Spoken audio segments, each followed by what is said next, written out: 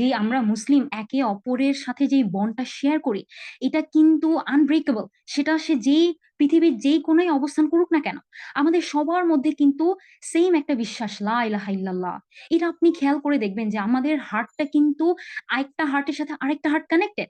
এবং যার জন্য কিন্তু এই যে সাইক্স পিকো চুক্তির মাধ্যমেও যে আর্টিফিশিয়াল বর্ডারটা ক্রিয়েট করা হয়েছিল, সেটাও কিন্তু আমাদেরকে এই বন্ডিংটা থেকে ব্রেক করাতে পারেনি, যেটা স্বয়ং আল্লাহ সুবহানাহু ওয়া তাআলা আমাদের মধ্যে দিয়ে দিয়েছেন।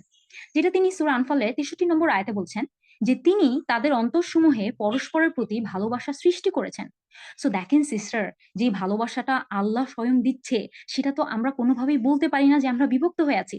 বরঞ্চ যেই ফিজিক্যাল বর্ডার, লাইক হচ্ছে আমরা যেই ডিভিশনটা আমরা দেখতে পাচ্ছি, আপনি যেটা বললেন বর্ডার অ্যান্ড আদার্স, সো এটা কিন্তু শুধুমাত্র সম্ভব হয়েছে আমাদের এই যে দালাল এজেন্ট শাসকদের জন্য।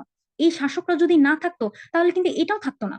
ফর এক্সাম্পল, আপনি দেখেন এই যে গত বছর লাস্ট ইয়ারের 5th অক্টোবরে ফিলিস্তিনিদেরকে হেল্প করার জন্য কিন্তু মিশর থেকে সাধারণ উম্মা ওয়ার্ল্ড টপকে যায়নি। পায়ে হেঁটে গাড়ি করে যে যেভাবে পারছে সে যায়নি। কিন্তু এই শাসকরা কি করেছে?